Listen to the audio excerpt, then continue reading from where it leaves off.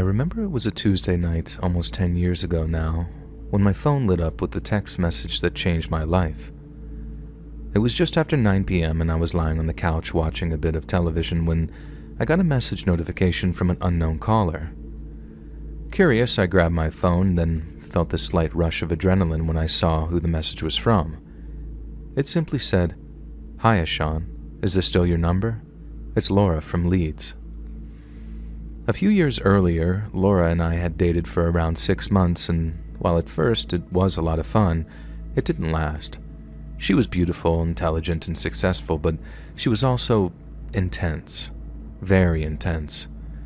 I always find passion to be very attractive. But Laura was unhealthily and rigidly fixated on self-improvement. It wasn't the healing your past traumas variety either. It was the maximizing your potential kind, and while I often agree with things she said about self-discipline and radical ownership, she sometimes took things way too far. I think the best example would be her reaction to me giving a homeless fella a few quid while we were out on a date. We'd both had a few drinks, and it was proper freezing outside, so I gave him a few coins to get himself a cup of tea or something. Laura didn't say anything at first, but when I asked why she was giving me the cold shoulder then, she launched into some speech about how pathetic homeless people were, how they should learn to help themselves, and how I was an idiot for giving him money because he was only going to spend it on drink or drugs. I only gave him a few quid to get coffee on a cold night, and I know she was a bit drunk, but I thought Laura exhibited a serious overreaction to what amounted to an innocent gesture of kindness. And I suppose that was the beginning of the end, and as her work schedule got busier and busier over the weeks that followed, we started to drift apart. It was her that ended things, and while I'll confess to being upset for a few days, I quickly realized that I was better off without her. I deleted her number, got on with my life, and then jumped back into the dating pool when I felt like I was ready. But lack of success turned into a major drought, and by the time Laura texted me, I hadn't been on a date in almost 8 months.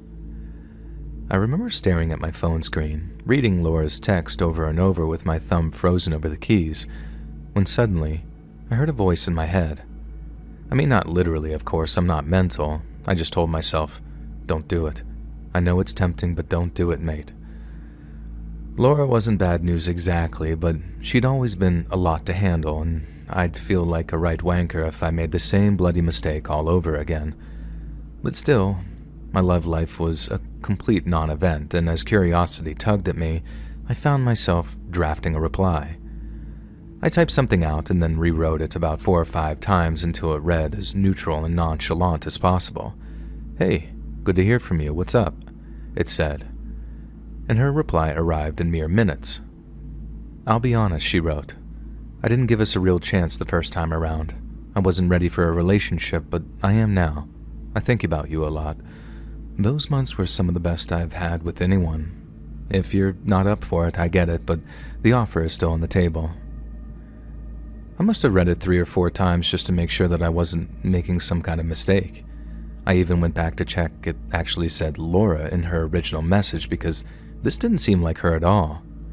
The Laura that I knew was distant, preoccupied, her head at work and her foot halfway out the door.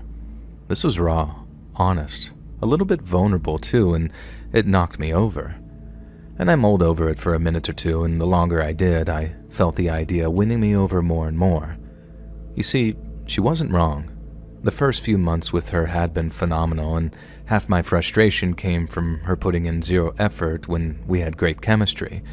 But now, if she was ready to put the time in, then maybe, just maybe, I owed it to myself to find out if she was for real. We swapped a few more messages, talking the whole thing out a little more, then once I was satisfied that she seemed genuine, I asked her out for what I described as a second first date. We agreed to meet that Sunday at this new Middle Eastern place that I've been wanting to try, and since the following day was a bank holiday Monday, we could afford to stay up late on what would normally be a school night. That Sunday, I got to the restaurant a little bit early, so I stood outside, hands shoved in my pockets, just sort of watching the street. It was very early May, so I wasn't too chilly in just a shirt and jeans, and I was content to wait outside till Laura turned up. But 5 minutes passed, and then 10, and by the time 1/4 ticked by, I started thinking that she'd changed her mind. I checked my phone and saw that I didn't have any texts or missed calls from her, and then I felt this sort of mix of relief and annoyance wash over me as I thought, classic Laura, big promises, no delivery. But then, just as I was about to text her, she appeared, hurrying around the corner with her heels clicking against the pavement, and she looked stunning. A brunette when we dated, but her now sandy blonde hair was swept back, and she wore a black dress that clung to her like it was custom made. She'd always been slim. She went to the gym 3 times a week when we dated, but now she looked like she could have been a fitness instructor. She looked lean and strong, like she'd been sculpted. And as she got closer, she apologized for being late and mentioned how Pilates had run over, and then finished with, "You look good." And I must have blushed at that comment, probably at the way she looked too, but her compliment finished me off. I thanked her, and she gave me a little satisfied smile, and then we walked inside the restaurant, and I kind of felt like I'd won the lottery. Dinner was even better than I'd hoped. And their kitchen might have been halal, but their bar wasn't, and our Iranian waiter gave us such good service that we'd polished off 3 bottles of wine by the time the dessert menus came. Laura was different too. She laughed more, she listened when I talked, and then asked questions like she meant it. The old Laura would have been glued to her phone or trying to steer every conversation back towards work or maximizing potential. But that Sunday night, she brought up work just one time and then immediately stopped herself when she did a sort of, "Nope, not doing that. No work talk, just us." And I liked that Laura. I liked her a lot, and if that was how she was approaching dating, then I was there for it. We worked our way through 6 small plates, shared 2 mains and a dessert, and then polished off a 3rd bottle of wine while the place cleared out. When the bill landed, it was a steep 190 quid, minus the tip, but considering what an amazing time we'd had, it seemed well worth the money.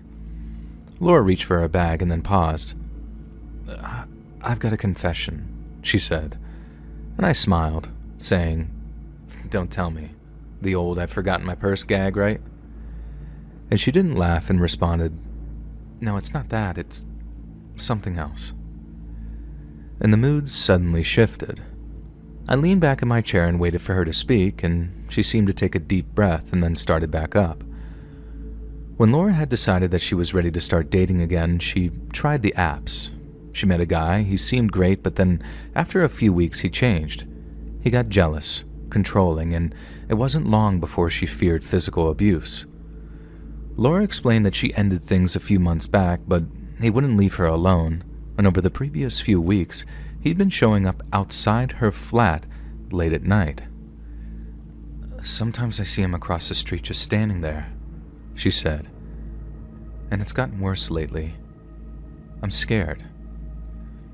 I told her how sorry I was and asked if she'd contacted the police, and she had, but since the guy hadn't broken any laws yet, there was really nothing they could do. Once she'd explained, Laura hesitated and then looked at me, saying, "Would you come back to my place? Just for a drink, just to make sure he's not waiting. I'd feel better with you there." And I should have said no. Even with all that wine having firmly gone to my head, the warning voice was back, louder this time, yelling at me to walk away.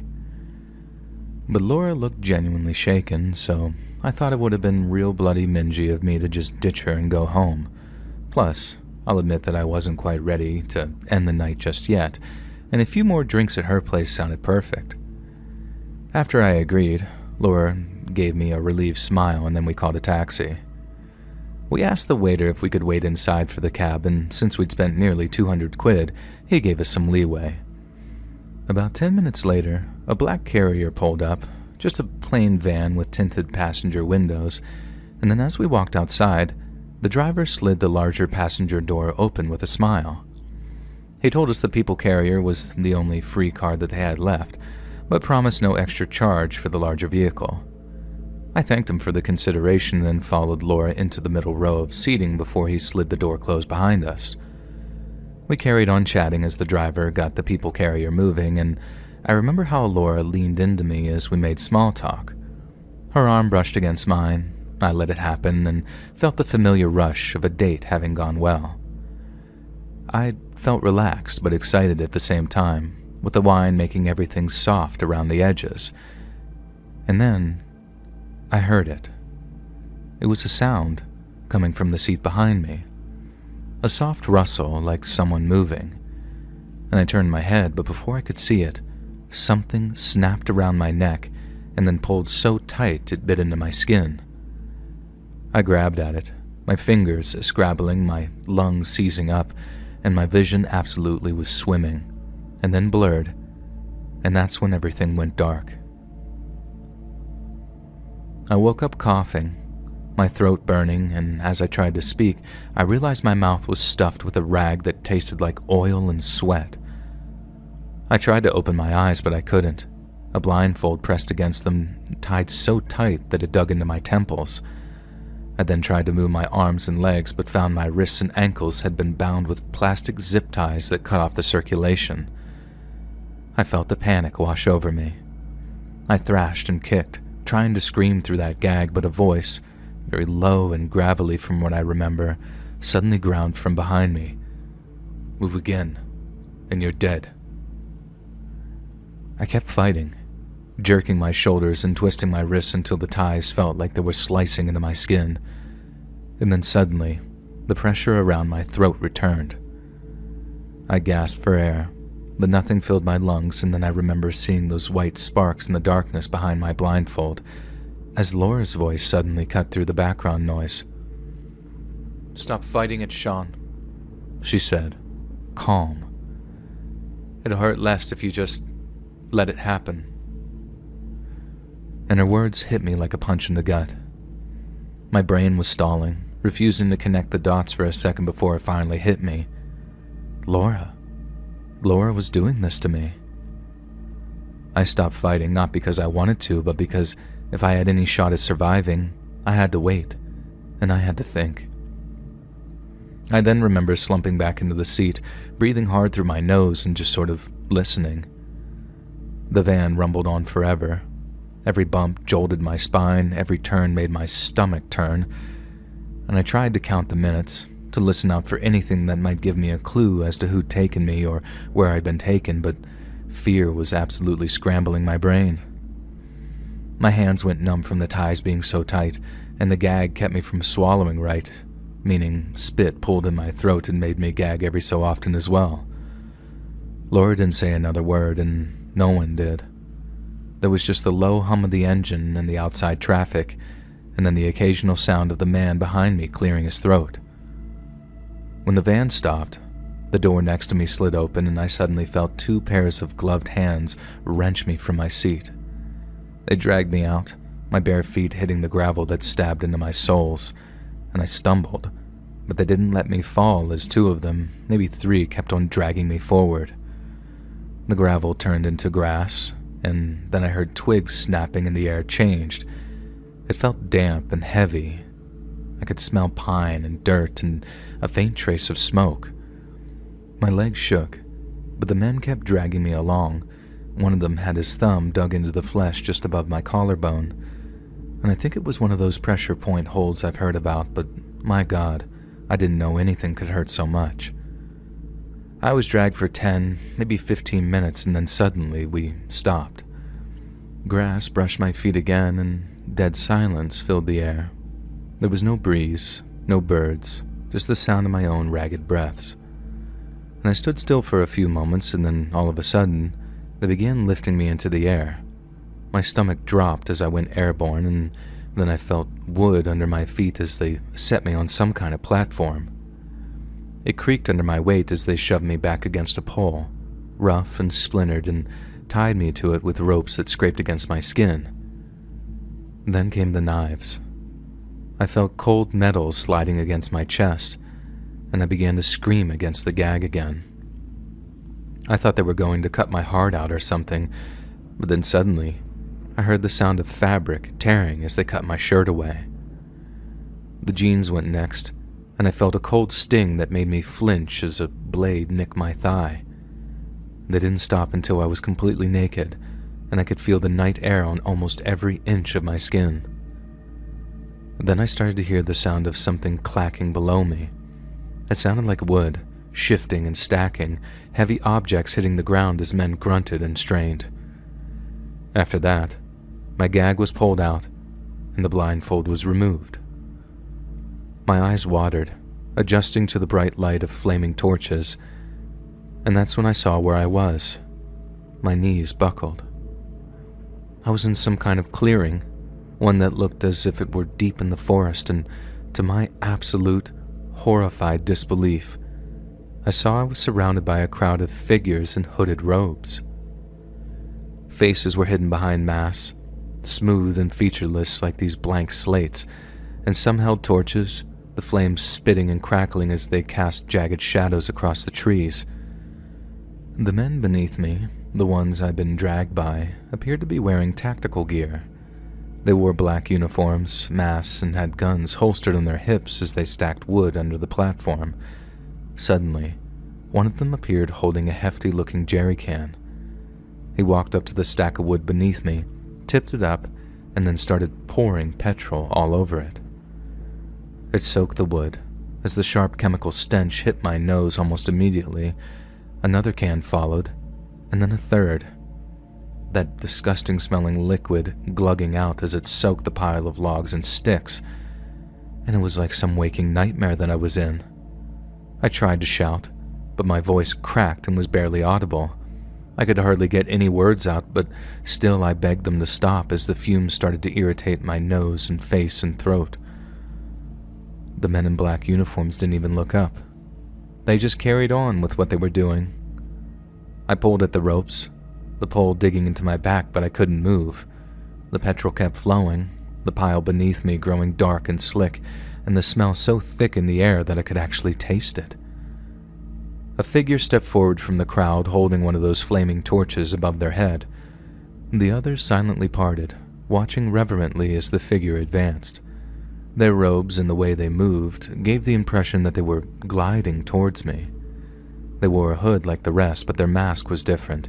It was dark, almost slate-colored, but unlike the others, it was decorated with strange pale symbols I didn't recognize. And just after stepping away from the crowd, he stopped, turned, and then began to address them in a language I didn't understand. And I'm not daft either. I know the likes of French, Spanish, or German when I hear them, and I'm a big fan of Korean horror and old Hong Kong action movies. I'm no language expert, but I've got a good ear for them, and this sounded like nothing I've ever heard before. The words rolled out, sharp and rhythmic, and every so often the crowd responded in short, barking chants that echoed through the trees. And once they'd finished speaking, the masked figure turned to me, then raised the flaming torch high above their head.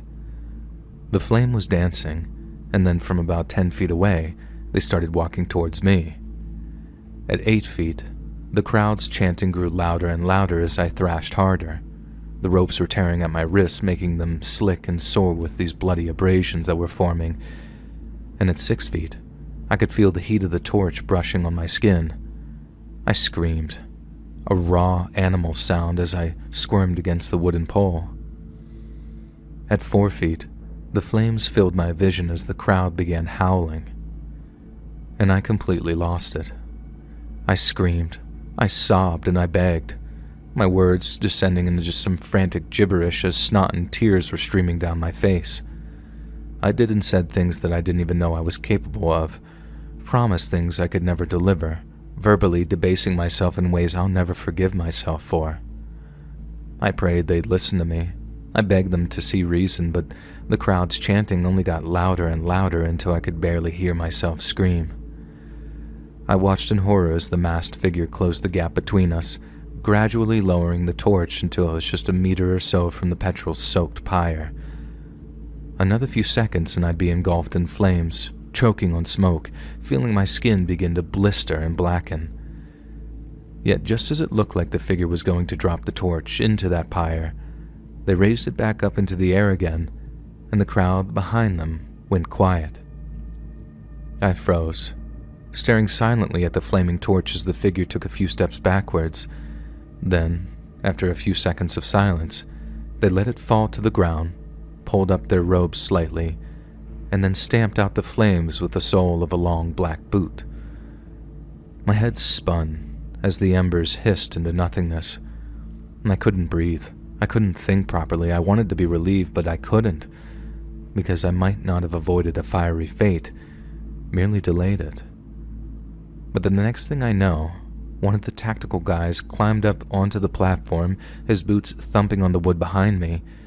He slipped the blindfold back over my eyes, stuffed the gag back into my mouth, and then cut the ropes which bound me to the pole.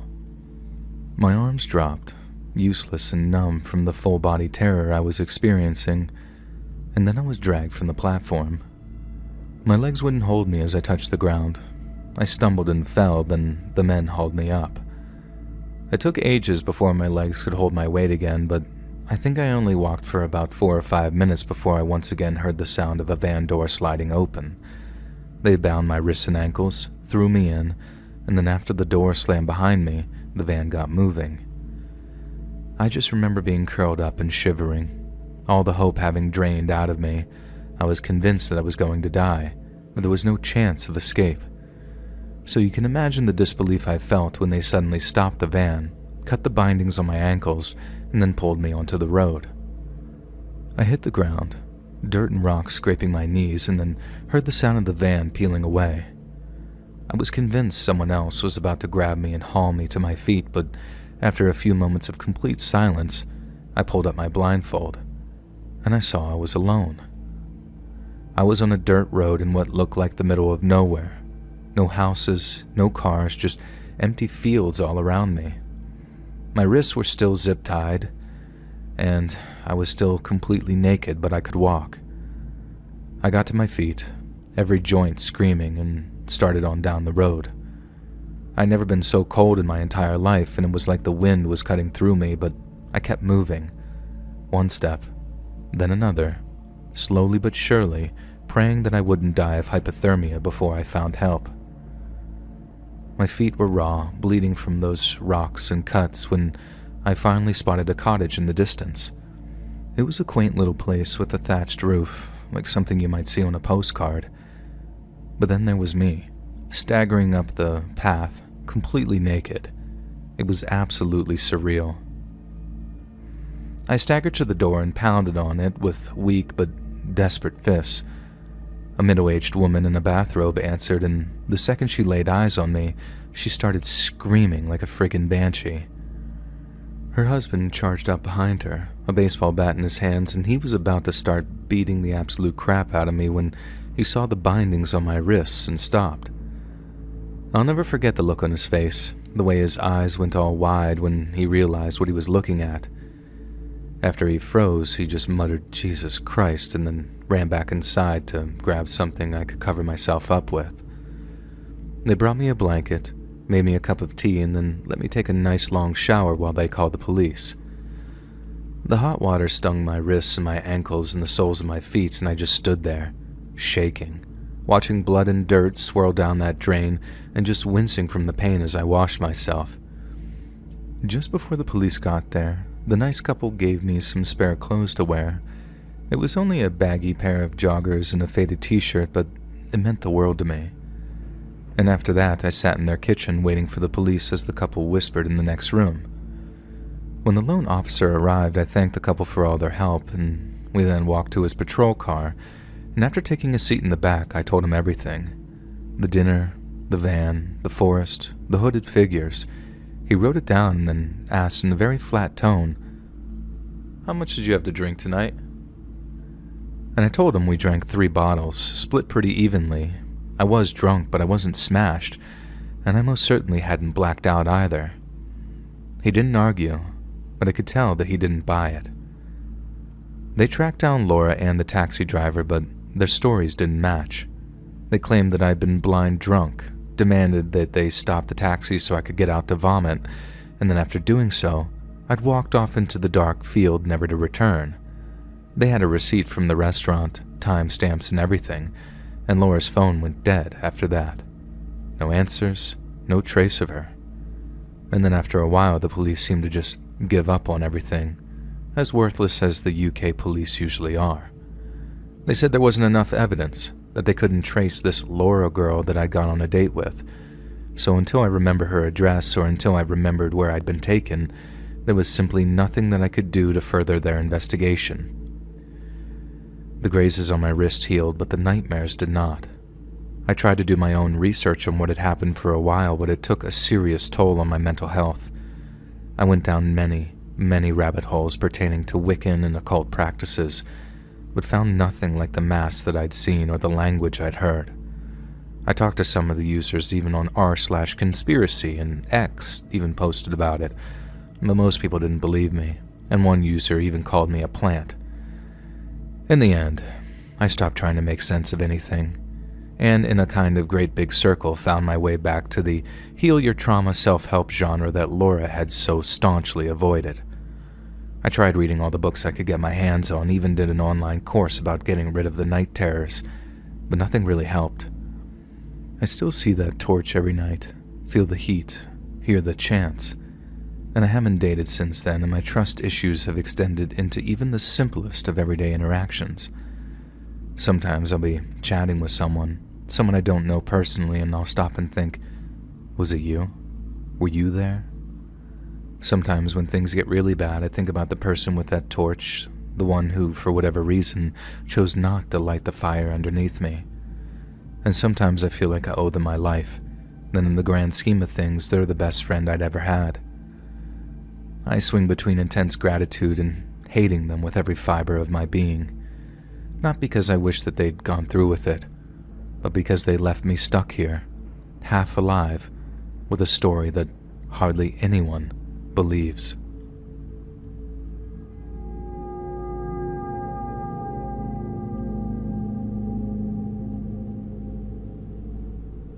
I met him on a dating app. His name was Ryan, and back then, I thought he was everything I'd been looking for. His profile picture showed him leaning against a motorcycle, wearing a leather jacket and a handsome smile that gave me butterflies. We matched, and within a day he'd sent me a message. "Hey, you seem cool. Coffee sometime?" I was 24, working a steady job at a marketing firm, and was super tired of the flaky guys that I'd been matching with. Ryan seemed different. Our first date was at a small cafe downtown. He showed up on time, ordered a black coffee, and asked me about my life, my job, my family, my dog Milo. He listened. He really listened. He told me he worked as a mechanic, loved fixing things, and had a sister that he was close to. And by the end of the night, he walked me to my car and kissed me. It was soft, quick, and respectful. And I drove home grinning like an idiot. And for the first few months, he was perfect. He texted me good morning, bring me some takeout food when I was stuck late at work, and surprised me with little things. A keychain shaped of the same breed of dog Milo was, a playlist that he'd made of songs that I mentioned liking, and we'd spend weekends together, sprawled out on my couch watching movies or driving out to the coast just to walk along the beach. He'd hold my hand, his grip firm but warm, and I'd think to myself, this is it. This is what it's supposed to feel like. But then, around month 6, things started to shift. It was small at first. He'd ask where I was going, if I was heading out with friends, and his tone was very casual, but his eyes said a different story. Just curious, he'd say, but it didn't feel curious. It felt like he was keeping tabs. And then he started showing up unannounced. I'd be at a bar with coworkers, laughing over some drinks, and I'd look up to see him standing by the door, watching me. "Thought I'd surprise you," he said one time, and he'd have that same handsome smile, but that smile didn't reach his eyes anymore. They seemed cold. And by month 8, the possessiveness turned into something much more darker. We'd argue over nothing, like me not texting him back fast enough, and his voice would get low and tight like he was holding something back. One night I told him I needed space after he blew up because I'd gone to dinner with a male coworker. He grabbed my wrist, not hard enough to bruise it, but enough to make me freeze. "You don't get to walk away from me," he said, and I yanked my arm free and locked myself in the bathroom until he left. And the next day he sent flowers with a note that said, "I'm sorry. I just love you too much." I wanted to believe him, but the pit in my stomach told me otherwise. and I ended it at 9 months. We were at my apartment and I'd rehearsed the words all day. "Ryan, this isn't working. I'm done." And when I said it, his face went blank, like a switch flipped, and he stared at me, silent for a full minute, and then he laughed and said, "You don't mean that." And when I told him I did, he stood up, grabbed his jacket and walked out without another word, and I locked the door behind him. My hands were shaking and hoped that that was just the end of things. It wasn't. And the text started the next day. "I miss you. You're making a mistake. We're not over." I ignored them, deleted them, blocked his number, but then he'd use a different one. I'd find notes on my car windshield saying things like "talk to me," written in his sort of jagged handwriting, and once I came home to a single rose on my doorstep and the petals were crushed like he'd been gripping it too hard, and I threw it in the trash and double-checked my locks. But then, he started showing up while I was at home or at work or buying groceries. I'd spot him across the street from my office, leaning against his motorcycle, staring up at my window. And I'd see him at the grocery store, at the gym, at the park where I walked Milo, always at a distance and always watching. I'd tell him to leave me alone, but he'd just sort of smile and shake his head, walking away. After a while, even my coworkers noticed. My boss pulled me aside one day and asked if I was okay, and I lied and said yes, but I wasn't. I stopped going out unless I had to. I started parking closer to my building, keeping my keys between my fingers when I walked to my car. And then the threats came next. He called from these blocked numbers, and his voice was very low and creepy. "You think you can just toss me aside," he'd say. "You're going to regret this." And I'd hang up, but the words would just stick with me, digging into my mind. And I went to the police and filed a report, but they said that there wasn't much they could do without proof of imminent danger. And they gave me a card for a restraining order, but I knew that Ryan wouldn't care about some piece of paper. I bought pepper spray, started sleeping with a baseball bat by my bed, and told my mom about everything. She lived about an hour away, a retired nurse with a no-nonsense streak, and she begged me to move in with her. I said no, I wasn't going to let him chase me out of my life. I tried to carry on as normal as best I could. I went to work, I walked my dog, kept my head down, and the threats kept coming. But I got good at tuning them out and pretending that I wasn't scared. At least until that phone call that I got. It was a Tuesday, late afternoon, and I was at my desk when my phone buzzed, a number that I didn't recognize, and I answered thinking it was a client. It was Ryan. His voice was different. It was colder, like he was planning every word. "Killing you wouldn't be a punishment enough," he said. "You need to hurt, like you made me hurt. So because you took something precious away from me, I'm going to take something away from you now." And after that, the line went dead. And I'd never known fear like that.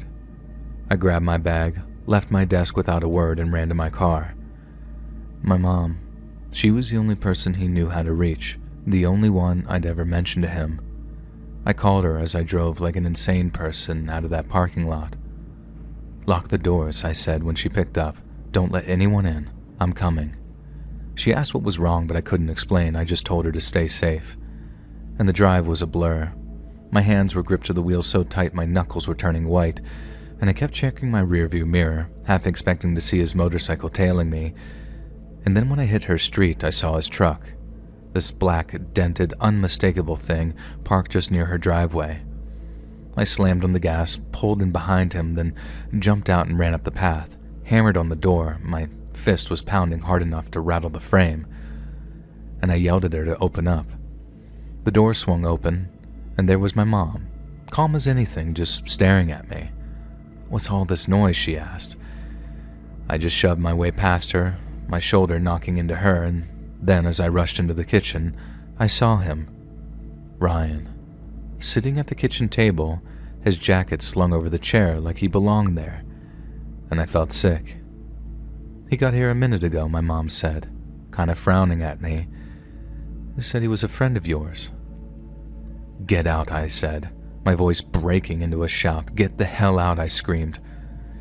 He stood, very slow and deliberately raising his hands like he was innocent. "I don't know what's wrong with you," he said, all confused and charming. "I just needed to make a call." But as he grabbed his jacket and headed for the door, he turned back, looked me dead in the eye, and winked, basically saying I could have if I wanted to. I locked the door behind him.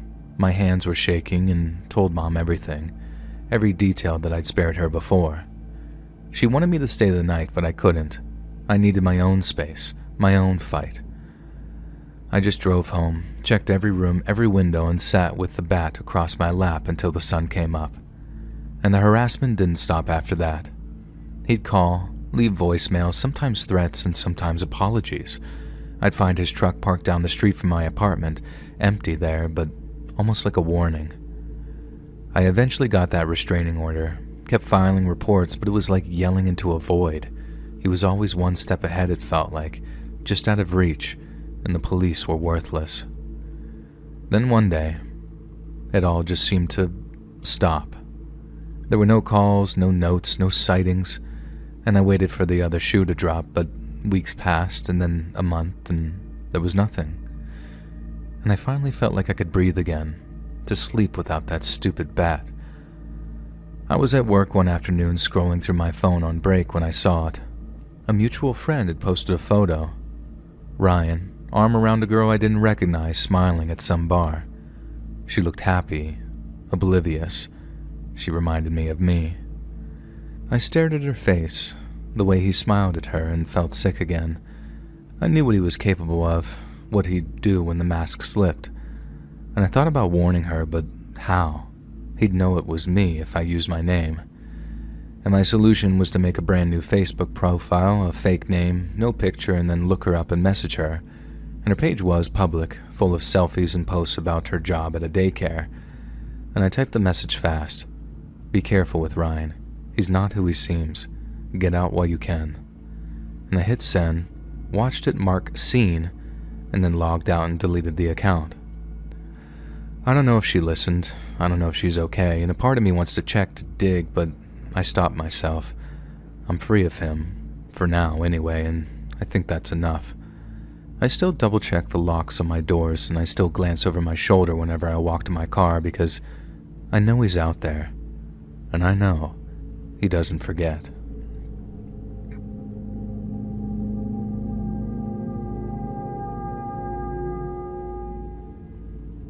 I grew up hearing the story of Elizabeth Talbot, or Lizzie as everyone called her, from my grandmother, who first heard the story from her father, who was Lizzie's only son. It's a tale that's been handed down through our family for nearly 100 years now, told over kitchen tables and porch swings, and it's always had a certain kind of quiet weight to it. It isn't just a story about survival. It's about how my great-grandmother came to be and how Lizzie, a woman I never met, carved out a life for herself against odds that would have broke most others. I've pieced it together over the years, filling in the gaps with details both learned and imagined. So as I remember it, this is the tale of poor Lizzie Talbot. Back in 1899, a 22-year-old Lizzie was living just outside Chattanooga, Tennessee, in a small clapboard house with a tin roof that rattled whenever the wind blew too hard. That spring, she'd married Henry Higgins, a man with broad shoulders and an infectious laugh who worked at the lumber mill down by the river. They weren't wealthy by any means, but they had enough. A little garden out back, a couple of chickens, and a bed that they shared under a quilt Lizzie's mother had sewn. I picture her standing by the stove, stirring a pot of beans as Henry arrives home from work, his boots heavy on the floorboards, his clothes smelling of sawdust and sweat. And they were happy, and had a bright future of family fondness to look forward to. Then one afternoon in the summer of 1900, everything changed. Henry was at the mill, hauling logs, when a chain suddenly snapped, and a load of timber came crashing down on him. One of the beams caught him across the head, cracking his head open. His co-workers carried him to a doctor on a stretcher, blood soaking through the bandage they'd wrapped around his skull, and the doctor said he'd do everything possible, but promised nothing. Lizzie sat by her husband's side for days, wiping Henry's forehead with a damp cloth while praying for him to wake up. He did eventually, but the man who opened his eyes wasn't the same one she'd married. The doctors said that he'd heal, that the swelling would go down, but they didn't warn her about the rest, how the injury had cracked something deeper than bone. At first, Lizzie noticed only the subtle changes in her husband, but after a while, they became very pronounced. He'd snap at her over little things, like burnt biscuits or a chair left out of place, and whenever Lizzie made him mad, Henry's hands would clench into fists and he'd pace the house like a caged dog, barking at her failures. He started drinking a lot more, and would head out to taverns or saloons until the wee small hours of the morning. Then there were the nights when he didn't come home at all. Lizzie would lie awake, listening to the crickets outside, wondering where Henry had gotten to. Then when he finally did stumble home, reeking of whiskey and cheap perfume, he'd shove her against the wall by her throat if she asked too many questions. One night, he grabbed her by the hair, then tore her head back with his eyes wild and empty, saying, "You don't own me, woman," and his breath was hot in her face. She clawed at his hands, gasping until he let go and stormed out, and that was the first time that she locked the bedroom door, her heart pounding like it was trying to escape through her rib cage. Lizzie prayed hard for things to get better and for her husband's mind to heal, but over time, he only got worse. And to his wife's horror, Henry started robbing folks like a regular old road agent. First, the drunks staggering out of saloons, and then the shopkeepers on the edge of town as they closed up for the night. And word spread fast. Henry Higgins wasn't just a mean drunk anymore. He was downright dangerous. He'd come home with blood on his knuckles and a sack of stolen goods, laughing like it was all just some game. The townsfolk also whispered about the woman he'd been seen with, girls from the rough side of town who'd take a man's money and not ask his name. Lizzie heard it all, with each and every story cutting deeper than the last.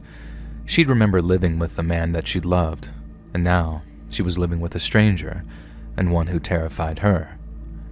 The breaking point came one dark, frigid evening in the winter of 1901. Henry came crashing through the door, his coat torn, his face smeared with dirt. He was drunk. He'd been in a fight, and he was foaming at the mouth with anger. "Where's the goddamn supper, woman?" he bellowed, kicking over a chair. Lizzie tried to calm him down, but at the mere inference that her husband might be the cause of his own troubles, he lunged at her. Henry grabbed Lizzie by the hair, then slammed her head against the wall. Pain exploded behind her eyes before she crumpled to the floor. She looked up to see that Henry was towering over her, his heavy boots just inches from her face, and for a moment, she thought that he was going to kill her. He didn't. Henry simply spat on the floor next to his bleeding wife and then slammed the door shut on his way out of the room. Lizzie said that she'd lay there, tasting blood, and realized that she had to run. She didn't have much, just a few dresses, a shawl, and a handful of coins that she'd hidden in a tin under the bed.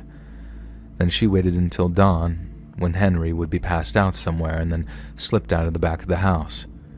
She walked until her feet were blistered and bleeding, hitching rides on wagons and begging for scraps from strangers. She didn't care where she was going, it just needed to be far away from Henry. Weeks later, half-starved and shivering, she stumbled into Haw River, North Carolina, a quiet little town with a river running through it and a church up on a nearby hill. And that's where she met Benjamin Heckler. Ben was the pastor at the church, a man in his 30s with kind eyes and a voice that carried when he preached. He found Lizzie slumped on the steps one Sunday morning, her dress filthy, her hands trembling. He didn't ask any questions. He just brought her inside, gave her a blanket, and set a bowl of soup in front of her. She told him her story over time, in bits and pieces, and he listened without judgment. He let her stay in a spare room at the parsonage, and before long, she was helping him with mending hymnals and sweeping the floors. They grew close, closer than they meant to, and for a while, both tried to ignore what was growing between them. But Lizzie was still married, and Benjamin wouldn't cross that line. "I can't be that man," he once told her, and his voice was firm but soft. And she understood, even if hurt, so she waited, and she fought. She wrote letters to lawyers, secured affidavits from folks back in Chattanooga, and tracked down witnesses who swore Henry had beaten her and betrayed her vows. It took years, but finally, in the early spring of 1902, a judge finally granted Lizzie an annulment, declaring her marriage to Henry null and void, and she was free. That summer, Lizzie and Benjamin married in the church where they'd first met. It was a small wedding, just a few townsfolk, a wooden cross on the wall, and vows that they meant with every word. Then a year later, in 1903, she gave birth to a boy named Samuel. He was a quiet baby with his father's dark hair and his mother's bright blue eyes, and for a while, life was good. They had a little house near the river with a porch where Lizzie would sit and watch Samuel play in the yard. Benjamin would come home from the church, kiss her forehead, and they'd eat supper together. It was their own little slice of heaven. But then, in the fall of 1905, disaster struck. I picture Lizzie in the kitchen when she heard the horses, the sound of hooves pounding the dirt growing louder and louder until it stopped right outside her home. She wiped her hands on her apron and stepped towards the window to pull back the curtains. There were 6 men, maybe 7, all on horseback, their faces shadowed by the wide brims on their hats. One of them swung down from his horse, his boots hitting the ground, and then Lizzie heard his voice, rough and familiar like a knife dragged across stone. "Lizzie, you in there, woman?" At the sound of her name, her stomach dropped. She'd never forgotten that voice, the way it would turn from a laugh to a growl and a heartbeat. It was her ex-husband, Henry Higgins. Lizzie backed away from the window, her hands shaking so bad that she knocked a plate off the table. It shattered on the floor, and little Samuel started crying in the next room. The men outside laughed, and Henry shouted again, "Come out, woman. I've been looking for you." The door rattled as someone pounded on it, and Lizzie froze. She could hear the clink of spurs, the creak of leather, the low mutter of the posse. They weren't here to talk. They were here to take her, or worse. Her mind raced back to Chattanooga, to the nights that she'd cowered under Henry's fists, and now he was here, with men who'd shoot first and ask questions later. The walls seemed to close in, and her chest tightened until she could barely breathe, and then suddenly, her current husband burst into the room. Benjamin's face was pale but determined. He grabbed a shotgun from the corner, the one he kept for hunting, and took cover near a window. "Lizzie," he said, his voice low and urgent, "take Samuel, and when I say, you run out the back." She started to argue, but he cut her off. "Wait till you hear the shot. They'll be distracted. Then run, and don't look back."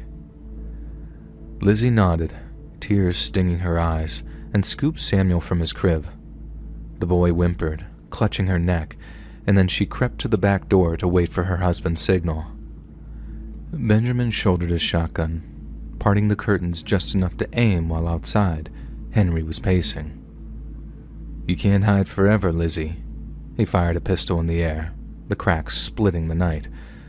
Benjamin looked at her, his eyes steady despite the fear in them. "I love you, Lizzie," he said, and then after that, he pulled the trigger. The shotgun roared, the glass shattered, and Henry Higgins fell down dead. The posse yelled, guns firing wildly, while Lizzie bolted out the back. She ran as fast as she could, her baby bouncing in her arms as her bare feet pounded against the cold ground, and she didn't stop to see if Benjamin was alive. She couldn't. There was no time. She just kept going through the trees, down to the river, until the sounds of gunfire behind her faded. With nothing but her son and the clothes on her back, she made her way north, traveling by foot and kindness until she reached Richmond, Virginia. It was a much bigger burb than Haw River, a city she and her boy could disappear in. She found work sewing in a factory, rented a tiny room above a bakery, and made damn sure her young son got his education. Samuel grew up there, a boy who never knew his father but carried that same quiet strength. Lizzie raised him alone, telling him stories of Benjamin's courage and how he'd saved both of their lives. Elizabeth Talbot ended up passing away peacefully in her sleep during the year 1940. Samuel was a man by then, with a family of his own, and when she was ready, he passed the story down to my grandmother, who told it to me when I was a kid, sitting up on her lap. It's been almost 100 years since that night in Haw River, and all those involved have long since passed. But the story of Lizzie's fear, Benjamin's sacrifice and the life they built before it all fell apart will live forever. I think about her sometimes, running through the dark with my great-grandfather in her arms, and I wonder where she found the will to keep going. Maybe it was a love, or maybe it was just stubbornness. Either way, that's why I'm sitting here now, typing this out and keeping her story alive for another generation. Hey friends, thanks for listening. Click that notification bell to be alerted of all future narrations. I release new videos every Monday and Thursday at 9 p.m. EST, and there are super fun live streams on Sundays and Wednesday nights. If you got a story, be sure to submit them to my email at letsreadsubmissions@gmail.com, and you might even hear your story featured on the next video. And if you want to support me even more, grab early access to all future narrations and bonus content over on Patreon, or click that big join button to hear about the extra perks for members of the channel. And check out the Let's Read podcast, where you can hear all of these stories and big compilations located anywhere you listen to podcasts. All links in the description below. Thanks so much, friends. And remember, salami is a terrible source of protein.